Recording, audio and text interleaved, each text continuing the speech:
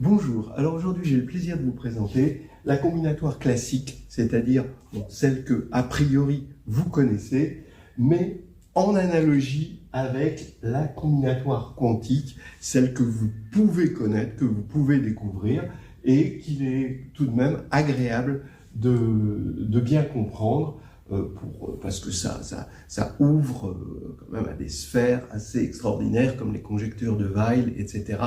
Donc des choses qui, en mathématiques, ont montré leur profondeur. Alors, je vais commencer par vous présenter cette combinatoire qui n'est jamais tout à fait la même, ni tout à fait une autre, comme dans la poésie de Verlaine. Regardez. Ici, vous avez la combinatoire classique. Elle est dominée par le groupe symétrique Sn, qui n'est plus à présenter. C'est le groupe des permutations d'un ensemble à n éléments.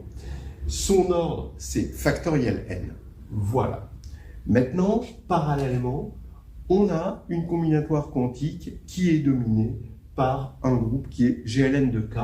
K, c'est un corps qui est de cardinal Q, et pour l'instant, c'est pas important, ni sa caractéristique, ni quoi que ce soit, c'est juste le cardinal qui est important, qu'on appelle Q.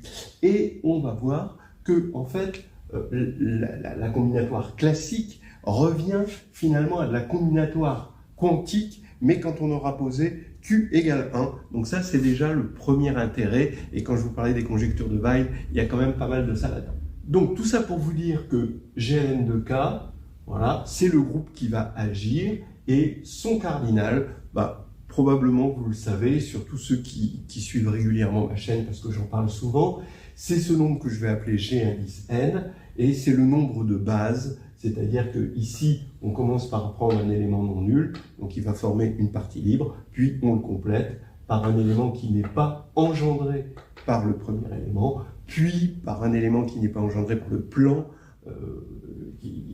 des premiers éléments, des deux premiers éléments, etc. jusqu'au dernier. Donc on a n facteurs qui sont là, et on sait que l'on a une bijection entre GLN de K et l'ensemble de ces bases. Bien. Alors, maintenant, ce groupe Sn, il agit naturellement, voilà, ici c'est naturellement, sur En, l'ensemble des entiers de 1 à n, pour simplifier. Ici, pour rendre l'ensemble un peu canonique, quoi. Et ici, GLN de K agit linéairement, évidemment, puisque c'est le groupe linéaire, le L est là pour ça, sur Kn.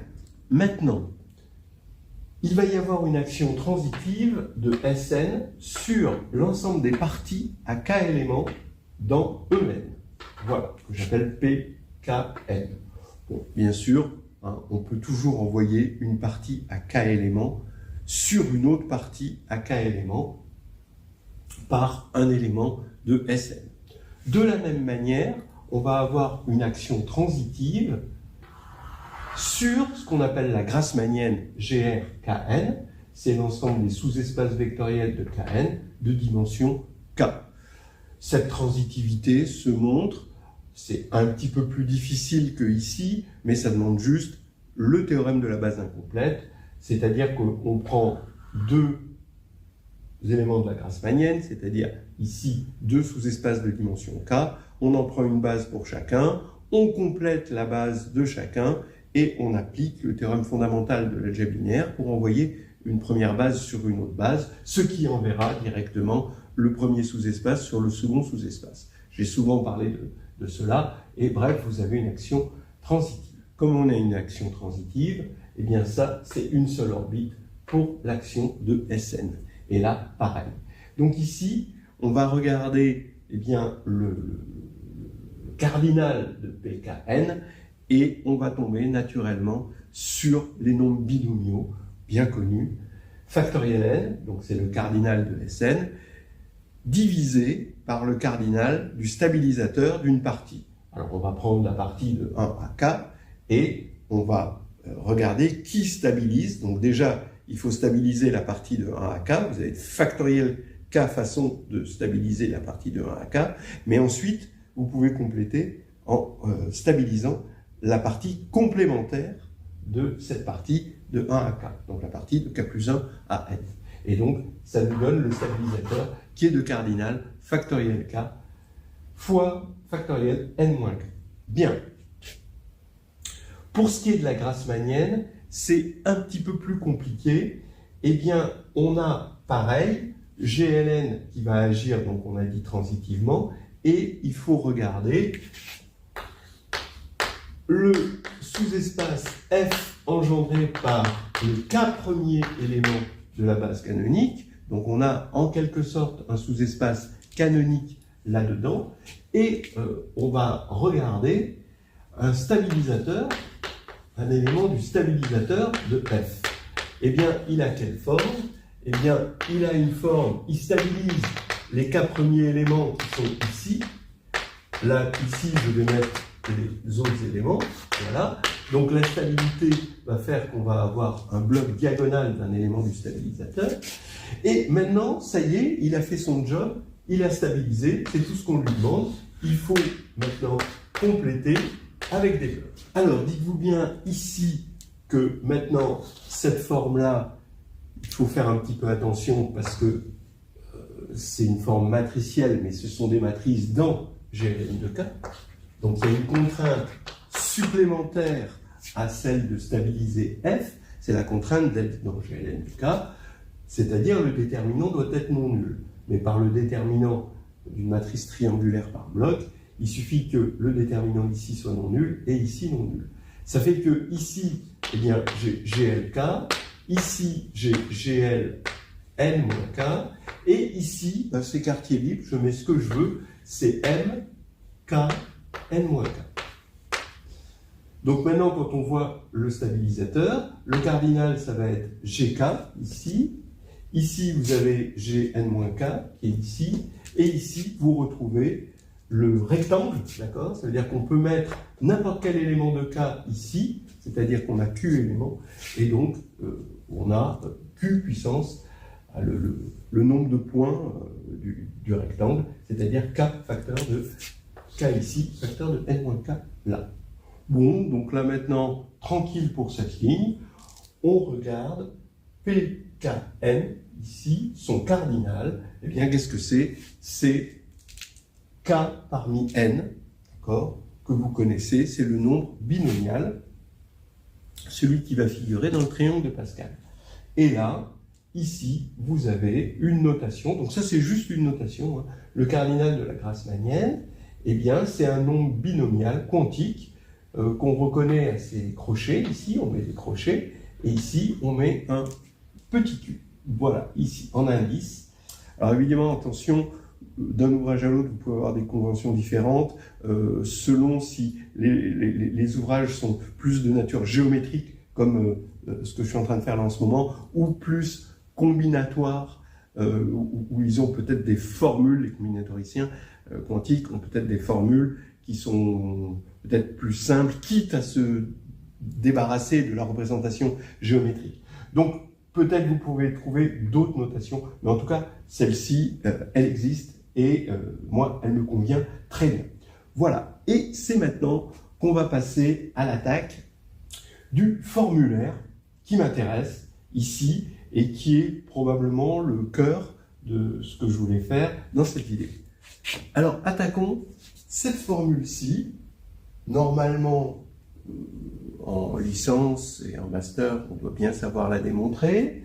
Et l'idée, en fait, alors quelle que soit votre preuve, je vais essayer de donner une preuve qui a un petit peu de hauteur pour pouvoir passer au quantique.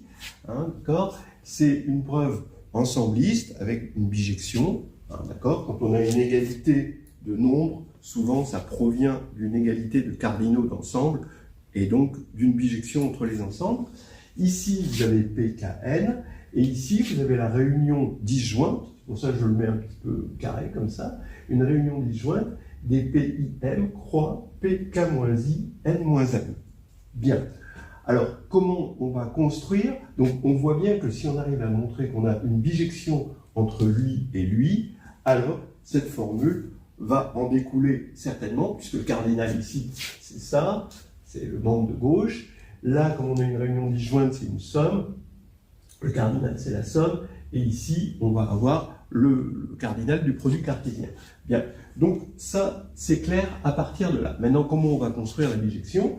On part d'une partie A à K éléments, et eh bien, on va l'intersecter avec EM, c'est-à-dire les M premiers éléments, de 1 à M, et son complémentaire ensuite. D'accord? C'est-à-dire que à A, on va associer donc bien une partie qui va avoir un certain nombre d'éléments, qui sera donné par I, d'accord, parmi M, évidemment, et ici, A inter EM bar va avoir un cardinal J, d'accord, donc ce sera dans un PJ, mais parmi N-M. Mais maintenant, il faut montrer que J est égal à K-I. Alors ça peut paraître assez évident que ici, si on a un cardinal I, alors ici, on a un cardinal K-I à partir du moment où A est de cardinal K.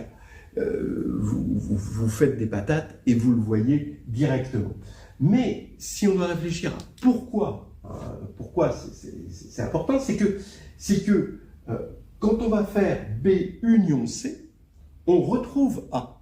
Effectivement, A, il est égal à A inter EN, puisque A est inclus dans EN, et EN, je l'écris comme EM union EN bar, hein, d'accord, voilà, et on a, chose magnifique quand même dans la théorie des ensembles, une distributivité d'intersection sur la réunion. Voilà. Donc ici, je peux distribuer, et j'ai, ici c'est B, ici c'est C, et donc j'ai A égale B union C, et évidemment, c'est une réunion disjointe ici, puisque B et C sont dans des parties qui sont elles-mêmes disjointes. Bien. Donc, ça veut dire que le cardinal ici plus le cardinal ici est égal au cardinal ici. Ça peut vous sembler évident, surtout si on fait des patates avec des petits points, mais il faut bien voir que ce qui est derrière, c'est cette distributivité de l'intersection. Donc ici, non seulement c'est bien défini du coup, voilà, mais en plus vous avez une réciproque, et il est facile de montrer que c'est un inverse à droite et à gauche, toujours grâce à cette distributivité de l'intersection. Bien. Alors ça, c'est ce qui nous donne cette bijection, c'est ce qui nous donne cette formule, et il faut savoir le faire, hein, d'accord? Il faut savoir le démontrer, surtout comme ça. Et bien maintenant, ça va être le gros du problème, c'est qu'il va falloir adapter cette méthode pour obtenir une méthode quantique. Et là, on va voir que quand on adapte, c'est pas tout à fait, il va y avoir un terme ici, un facteur en tout cas, qui va s'ajouter, un petit peu comme ici, mais ça va être un petit peu plus compliqué de l'obtenir. Eh bien, c'est que quand on va construire l'analogue de cette application, qui se trouvait être bijective, eh bien, on va avoir un analogue qui n'est plus bijectif et qui va avoir le bon goût de vérifier un pseudo-lemme du Berger, c'est-à-dire que l'ensemble image peut être stratifié par des parties, c'est une réunion disjointe de parties, et dans chaque partie, l'image réciproque a même cardinal, pour chaque partie. Et les parties vont être stratifiées par les i. Voilà, je vous annonce un petit peu l'histoire, mais maintenant vous allez regarder. Alors, ici, donc, on a fait ceci, on va faire exactement pareil avec EN égale KN cette fois-ci. EM, c'est KM engendré par les M premiers éléments de la base canonique ici. Et je prends un supplémentaire quelconque, S, de EM dans KN. Bon, là, c'est un supplémentaire quelconque. Je pourrais prendre le supplémentaire naturel, hein, comme l'équivalent un petit peu quand on prend le complémentaire de la base canonique de EM dans la base canonique de KN. Bref, voici l'application. Elle va donc de GRKN, je l'appelle phi, dans la réunion où I positif est exactement pareil que là de GRIM croix GRK-I N-M, donc là pour l'instant c'est pareil, d'accord? Et à F, j'associe, j'aurais eu envie d'associer F inter EM et F inter S, d'accord? Mais non, ce ne sera pas bien défini Parce que, justement, ce qui faisait que c'était bien défini ici, c'était une distributivité de l'intersection sur la réunion. Or, dans les espaces vectoriels, on n'a pas de distributivité de l'intersection sur la somme directe. D'accord ? C'est pas distributif. Il faut vraiment une coïncidence, que les espaces soient bien calibrés pour qu'on ait cette distributivité. En général, on ne l'a pas du tout. Et donc, je remplace le F inter EM par pi de F, où pi, c'est la projection sur S, parallèlement à EM. Ça m'embête de le faire. Je le fais comme ça, on va dire pour l'intérêt général, bon, parce qu'il y a eu un discours politique récent qui en parlait, et ici, normalement, j'aurais pas dû prendre l'intersection et la projection, mais plutôt quelque chose de plus canonique. Bon, l'intersection, oui, mais ici, la projection de F, où pi, c'est la projection naturelle de En sur En quotienté par En. C'est ça que j'aurais dû faire si je voulais me dispenser d'un choix de S. Et là, c'était beaucoup plus canonique. Moi, ça m'allait mieux. Et certainement quelques mathématiciens. Donc, ce que je vous dis, c'est que si j'avais pris l'intersection, c'était pas bien défini. C'était pas là-dedans. Mais là, ça va être bien défini. Regardez.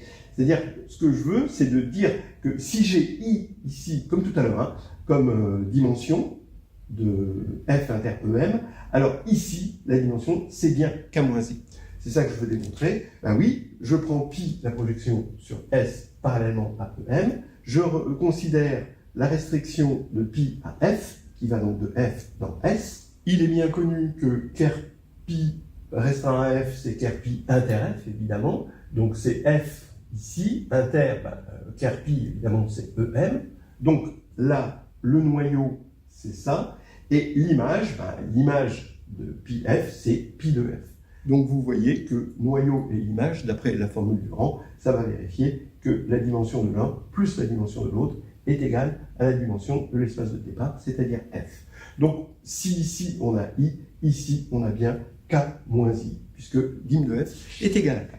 Donc pour l'instant, c'est bien défini. C'est-à-dire, bon, j'ai expliqué le I ici et le K moins I, je n'ai pas expliqué le M et le M moins M, mais ça c'est évident. C'est-à-dire que M, c'est la dimension de EM, et N moins M, c'est la dimension de S. Donc on peut identifier la grassmannienne à S à partir du moment où on a une base de S. Bien. Ok, maintenant, c'est ça le problème, c'est que ça ne va pas être bijectif, sinon, si ça avait été bijectif, on aurait cette formule-là, or on a celle-là. Alors, regardez ce qui va se passer. Ce qui va se passer, c'est que c'est surjectif, oui, ça c'est clairement surjectif.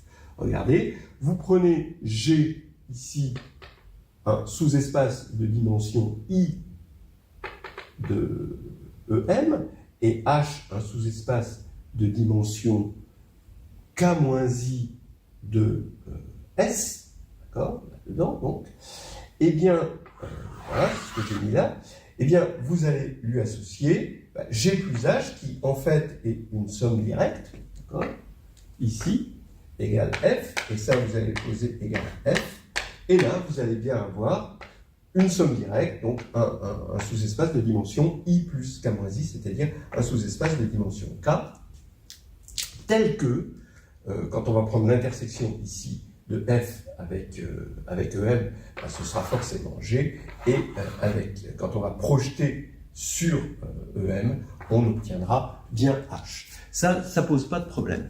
Mais le problème, c'est que ce n'est pas injectif.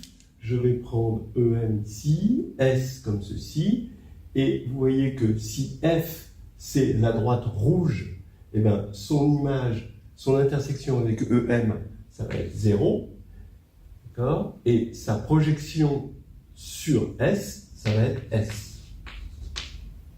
La droite verte aussi. Donc, on a exactement les mêmes images pour la droite verte et la droite rouge. Voilà.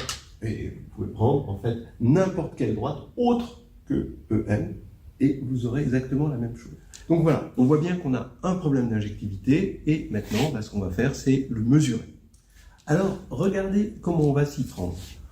On va considérer un groupe, ça va être un sous-groupe de GLN de K, que je vais appeler P, qui est constitué de ces matrices qu'on avait vues tout à l'heure, avec ici, on a par bloc GLM, GLN-M, et là, c'est quartier libre, c'est le stabilisateur du sous-espace EM dans EN, comme on a vu tout à l'heure. Il s'appelle P, parce que, après, dans une certaine théorie, on appelle ça des sous-groupes paraboliques. Maintenant, l'objet qui m'intéresse, c'est l'image réciproque. On sait que c'est surjectif, mais on ne sait pas quel est son cardinal pour l'instant. C'est l'image réciproque par phi, d'accord, c'est ici, de cette cellule-là, d'accord, cette cellule, bon, une cellule, cette partie-là, je devrais dire. Voilà, ici, on a ça, et je regarde le phi-1, l'image réciproque de ça. Et je veux calculer le cardinal de cette image réciproque, et ensuite, je n'aurai plus qu'à sommer pour obtenir ma formule. Eh bien, je l'appelle O indice I, hein, ça dépend de I. J'affirme que P agit transitivement sur OI. D'abord, qu'il agit, et ensuite, transitivement. Alors, pourquoi est-ce que P agit sur OI? Il suffit de démontrer que quand j'ai un élément ici de OI, c'est-à-dire finalement un élément de OI, ça veut dire tout simplement que c'est un sous-espace F de dimension K, tel que son intersection avec EM est de dimension I, puisque le reste, ça va se débrouiller. D'accord, on a vu tout à l'heure que du coup, la dimension de pi de F, ça va être systématiquement K-I. Donc, ce qu'il faut démontrer, c'est que si F est justement dans OI, alors, pour tout G dans P, G de F est aussi dans OI. C'est-à-dire que G de F inter-EM est encore de dimension I. Eh bien oui, regardez, G de F inter-EM, on prend justement G là-dedans, c'est ça qui est important, de travailler dans ce groupe, sous-groupe parabolique, c'est G de F inter-G de EM, ah oui, puisque EM égale G de EM, parce qu'il a justement cette forme-là. Et l'image de l'intersection, c'est l'intersection de l'image, parce que G est bijectif, donc ici vous avez G de F inter-EM. Donc comme G est bijectif, il ne change pas la dimension, et donc ça fait que, comme ça c'était de dimension I, l'image est encore de dimension I, et donc ça va être bien défini. D'accord ? On a une action bien définie sur OI. Mais il fallait prendre le second parabolique. Maintenant, transitivement.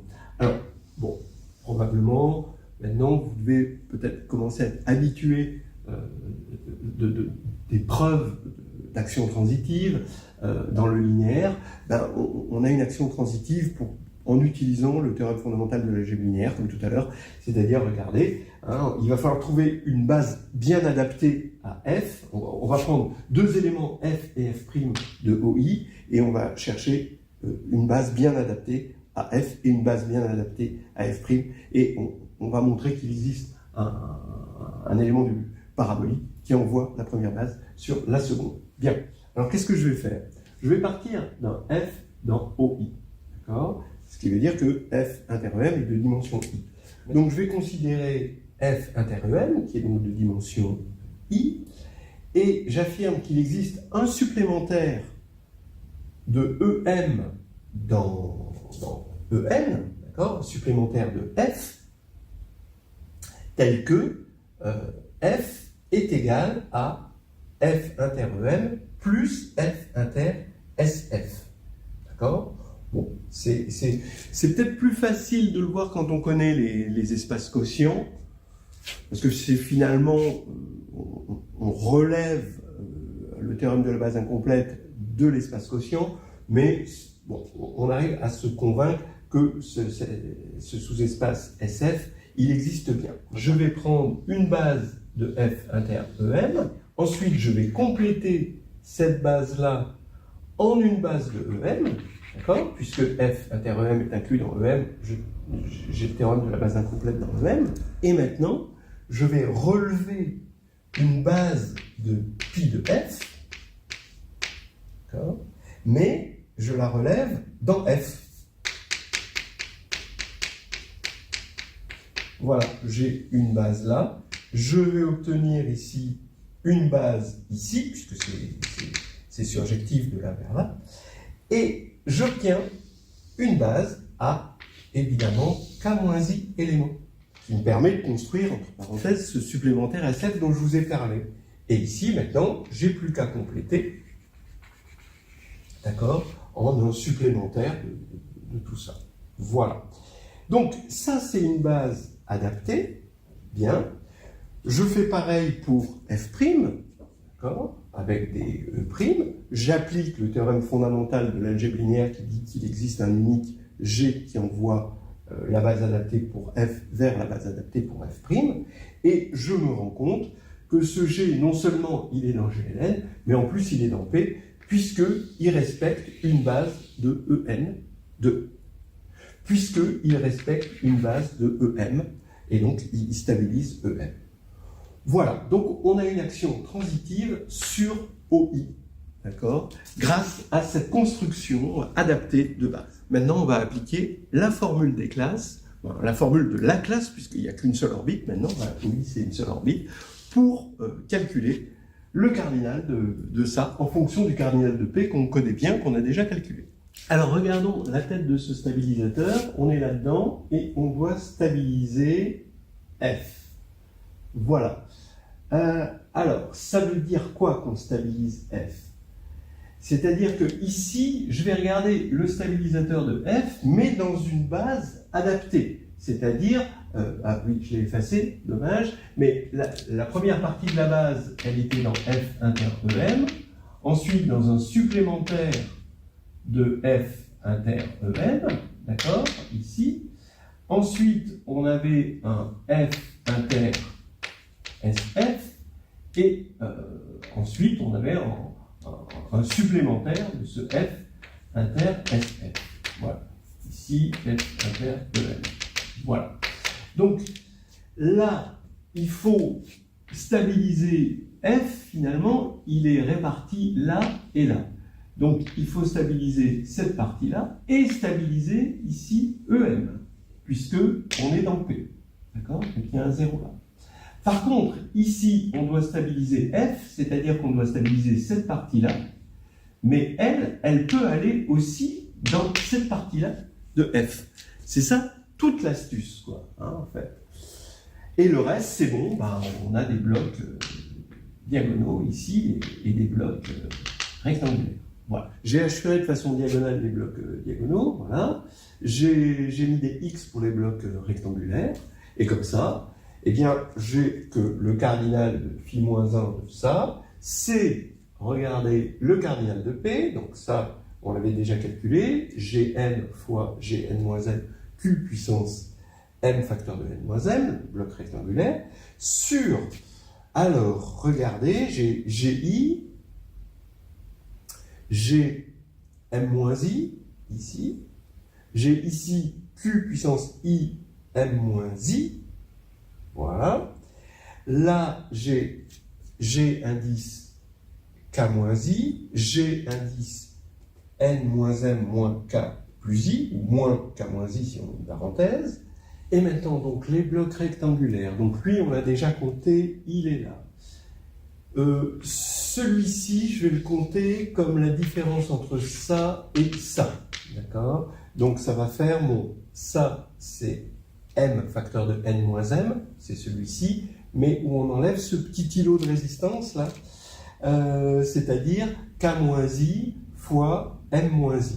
D'accord? Ici, c'est M-I, puisque ça, là c'est I, d'accord? Puisque c'est carré, ici. Hein? Bien. Et ensuite, je calcule celui-ci. Donc là, sa largeur ici, c'est la largeur de ça, donc c'est comme ça c'est censé être carré, c'est K-I. Et puis sa longueur, c'est N moins M moins K plus I. Voilà. Donc alpha vaut ceci. Bon, on fait le calcul, on utilise cette formule-là, ça est égal à ça, et bon, vous pouvez me faire confiance, mais je n'ai pas mauvais de le vérifier, on obtient bien exactement cette formule, c'est-à-dire ce Q puissance K-I, M-I. Ce qui veut dire que finalement, ce petit truc-là, ce résistant en quelque sorte, ça vient de ça, hein, d'accord? Ce truc qui résiste à l'injectivité, ça vient de ce zéro-là. Si on avait eu quelque chose comme ça, eh bien, il n'y aurait pas eu non-injectivité, c'est-à-dire, en gros, il y aurait eu bijectivité. Voilà, mais il y a ça. Voilà, alors maintenant, c'est terminé, parce que vous avez un triangle de Pascal très agréable. Donc ici, vous avez, vous faites le cas particulier où m est égal à 1. D'accord? Donc ici, ça veut dire que i, il va de 0 à 1, pour que ce soit non nul, d'accord? Et ici, j'ai ce qui va servir de base à mon triangle de Pascal. Ici, j'ai pareil, j'ai un triangle de Pascal quantique, mais quand je vais faire m égale 1, ben, je vais avoir n-1 k-1q plus n-1 k, et là, je vais avoir ici un q puissance k. Il vient d'où? Il vient du fait que i est égal à 0 ici. Ici, c'est quand i égale 0. Et quand i égale 0 et m égale 1, ça fait qu'on a k ici. Et pour finir, regardez, on a des polynômes qui... Voilà, pourquoi s'embêter? Puisque les polynômes nous calculent tout ça. Voilà. En gros, hein, c'est ça la bonne nouvelle des polynômes, c'est que les polynômes, c'est des machines à calculer la combinatoire, et ça c'est très utile pour les combinatoristes. C'est-à-dire que ici, vous avez l'algèbre de polynôme C de x, y, donc vous avez la commutativité entre x et y, qui vous semble acquis d'avance, mais c'est pas évident, parce qu'il y a des algèbres non commutatives. Vous avez x, y égale y, x, et dedans, vous avez x plus y puissance n, ça fait la somme de nk, xk, y puissance n-k. Et les nk se retrouvent grâce à cette formule. Eh bien, pareil, vous avez ce qu'on appelle une algèbre de Weil, quantique, d'accord? Ça va être une algèbre ici, yx, où là, ça ne commute pas, ça fait qxy, donc vous avez ce qu'on appelle des relations de redressement, où il faut redresser entre x et y, et en multipliant par q. Eh bien, vous avez la même chose, c'est-à-dire que x plus y puissance n, c'est la somme indice k, comme ici, mais ici on a des nombres binomiaux quantiques, et quand on aura tout redressé, eh bien voilà, hein, on aura ici xk, y, n-k. Pareil que là, mais avec du quantique. Je vais essayer d'illustrer tout le tableau sur un exemple simple qui fait un filage, et on va terminer là-dessus. Alors, vite fait, regardez, on part du premier nombre intéressant du triangle de Pascal, c'est-à-dire 2 parmi 4. Voilà, c'est un truc un peu voilà, au cœur du truc. Après, vous pouvez essayer avec cette formule hein, de faire un joli triangle de Pascal hein, pour Noël, et puis vous offrez ça à vos amis. Voilà, c'est quand même mieux qu'un truc acheté sur Amazon. Et regardez, vous prenez 2 parmi 4. Ici, vous avez donc 4 fois 3 fois 2 fois 1 sur 2 fois 2, ça fait 6. Ça, je suis en train d'utiliser cette formule-là. Mais on peut vérifier avec cette formule-là en prenant m égale 2, donc n-m égale 2 aussi, et bien que j'ai 0 parmi 2, 2, donc ça, et ça va nous donner, vous vérifiez, ici on va avoir 1, ici on va avoir 2 fois 2, 4, et ici on va avoir 1. Bon, donc on retrouve 6, hein, évidemment. Maintenant, dans le monde quantique, qu'est-ce qu'on a? Eh bien, là, si je veux le faire avec cette formule-là, je vais avoir ceci au numérateur, donc le groupe, et ici, le stabilisateur. D'accord? Et donc, quand on va... vous voyez bien que ici, Q de moins 1 va se simplifier ici. Les puissances de Q, elles s'éliminent. Hein. Ici, vous avez Q puissance 6, ici, et là, quand vous mettez en facteur, Q, et ici, le Q puissance 4, qui vient de ça va éliminer les puissances en Q. Et donc, il va rester à la fin Q2 plus 1, qui va provenir de Q4 moins 1 sur Q2 moins 1, et Q2 plus Q plus 1, qui va provenir de Q3 moins 1, sur Q-1. Voilà. Il n'y a que ça qui va résister, un petit peu comme les simplifications qu'on a ici. Bien, donc on a ça, et quand on développe, on va tomber sur Q4 plus Q3 plus 2Q2 plus Q plus 1. Alors déjà, on a une belle symétrie, vous voyez, cette symétrie n'est pas tout à fait innocente, c'est des propriétés géométriques de la Grassmannienne qui s'expriment comme ça. Bien, maintenant, si on doit regarder cette partie-là, alors on va quantifier la formule, mais là, on va avoir les Q ici, Q puissance 4, Q et là 1, d'accord, pour ça. Donc on vérifie que ici on a 1 fois 1 fois Q puissance 4, là on a Q plus 1 fois Q, et là on a 1 fois 1. Et il y a le Q et la puissance 0, et on retrouve Q4 plus Q3 plus 2Q2 plus Q plus 1, comme prévu. Voilà. Maintenant, on peut regarder ça, c'est assez rigolo. Bon, bah, je vous laisse, bon, ça évidemment, c'est évident, vous connaissez la formule x plus y puissance 4, mais la partie quantique, qu'est-ce que vous allez avoir quand vous allez développer x plus y puissance 4 et que vous regardez son terme en x2, y2, vous allez avoir x2, y2, ça va dépendre de votre choix dans chaque facteur. Si vous prenez comme choix x ou y, et là vous allez avoir x2, y2, xy, xy, x, y, y, x, y, x, x, y, y, x, y, x, et y, y, x, x. Voilà, donc c'est normal, c'est-à-dire que vos choix, vous devez choisir finalement 2 fois x, sachant que le choix complémentaire ce sera y, parmi 4. Donc c'est normal qu'il y ait exactement 6 termes. Et maintenant, on veut le terme en x2, y2. C'est ça, pour k égale 2, qu'on veut. Eh bien, donc x2, y2, ici, ça va nous donner 1.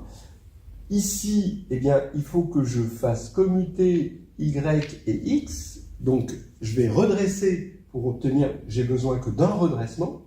D'accord?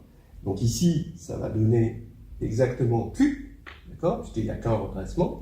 Là, il y a combien de redressements? Ben, je vais passer x ici, puis x ici. D'accord? Donc ça fait 2 redressements, donc q2. Ici, c'est x qui va passer là, puis x, l'autre x qui va passer là. Donc c'est un autre q2, vous avez 2 redressements. Ici, vous avez x, puis encore x qui doit sauter. C'est comme un jeu de saute-mouton, si vous voulez, mais qui vous donne des formules qui voient la géométrie de la Grassmannienne. Donc vous allez avoir 3, et là vous allez avoir x qui va, le premier x qui va en sauter 2, et le deuxième x qui va en sauter 2, donc 4 en tout. Et on retrouve encore une fois le cardinal de la Grassmannienne. Alors tout ça, ces calculs-là sont en lien avec la théorie des nœuds, c'est en lien avec la géométrie et la décomposition en cellules de la Grassmannienne, des variétés de Schubert, etc. Ça, c'est le début d'une caverne d'Ali Baba, c'est pour ça que je vous en parle. C'est quand même quelque chose d'assez magnifique. On va s'arrêter sur ces merveilles en attendant d'en voir d'autres.